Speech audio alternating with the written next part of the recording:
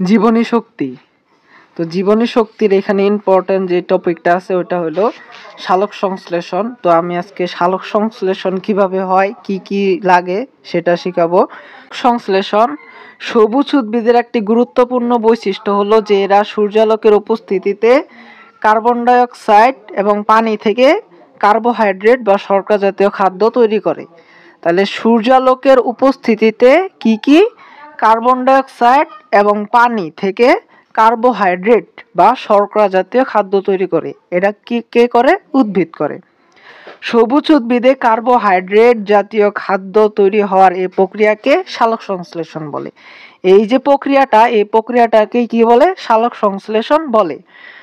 তো এই প্রক্রিয়ায় আলোক শক্তি রাসায়নিক শক্তিতে রূপান্তরিত হয়। এটা এমসিকিউ আসবে। কোন প্রক্রিয়ায় রূপান্তরিত হয়? রাসায়নিক শক্তিতে রূপান্তরিত হয়।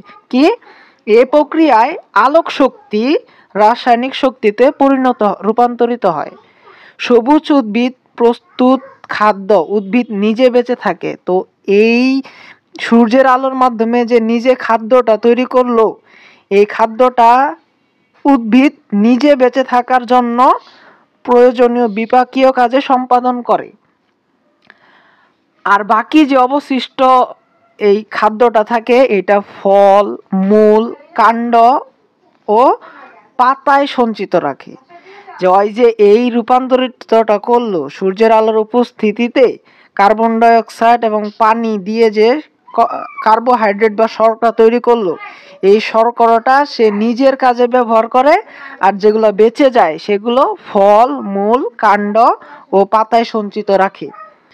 উদ্ভিদে এই সঞ্চিত এই খাদ্যের উপরে মানবজাতি অন্যান্য জীবজন্তুর অস্তিত্ব নির্ভর করে।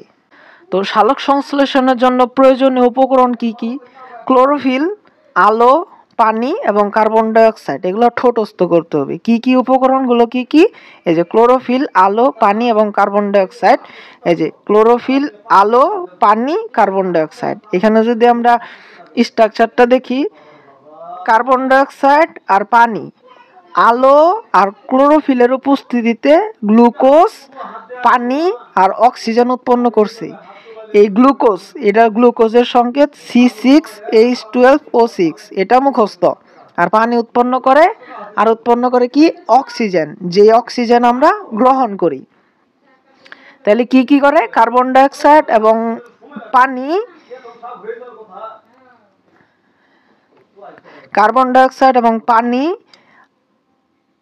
সাহায্যে সূর্যের আলোর উপস্থিতিতে, কার্বন ডাই অক্সাইড এবং পানির সাহায্যে সূর্যের আলোর উপস্থিতিতে গ্লুকোজ, পানি, অক্সিজেন উৎপন্ন করে। এই অক্সিজেন আমরা গ্রহণ করি, শ্বাস। পাতার মেসোফিল টিস্যু সালোক সংশ্লেষণ প্রক্রিয়ার প্রধান স্থান। Very very important. এটা প্রশ্নে আসার সম্ভাবনা অনেক বেশি, এমসিকিউ আসে। তাহলে কোন স্থান বা কোন টিস্যু? মেসোফিল টিস্যু সালোক সংশ্লেষণ প্রক্রিয়ার প্রধান স্থান। স্থলজ সবুজ উদ্ভিদ মাটি থেকে মূলের মাধ্যমে পানি শোষণ করে। স্থলজ যারা মাটিতে সবুজ উদ্ভিদগুলা, যে সবুজ উদ্ভিদগুলা মাটিতে আছে, ওগুলা কি করে? মূলের সাহায্যে পানি শোষণ করে। পাতার মেসোফিল টিস্যুর ক্লোরোপ্লাস্টে পৌঁছায়। কোথায় পৌঁছায়? ক্লোরোপ্লাস্টে। এবং স্টোমা বা পত্ররন্ধ্রের মাধ্যমে বায়ু থেকে কি কি? স্টোমা বা পত্ররন্ধ্র মাধ্যমে বায়ু থেকে কার্বন ডাই অক্সাইড গ্রহণ করে। যে কার্বন ডাই অক্সাইড আমরা ত্যাগ করি, ওই কার্বন ডাই অক্সাইড উদ্ভিদ গ্রহণ করে। কোথা থেকে? স্টোমা বা পত্ররন্ধ্রের মাধ্যমে বায়ু থেকে গ্রহণ করে কার্বন ডাই অক্সাইডটা, যা মেসোফিল টিস্যুর ক্লোরোপ্লাস্টে পৌঁছায়। মেসোফিল টিস্যুর কোথায় পৌঁছায়? ক্লোরোপ্লাস্টে পৌঁছায়। জলজ উদ্ভিদ, জলজ উদ্ভিদ কি করে? জলজ উদ্ভিদ কি করে? জলজ উদ্ভিদ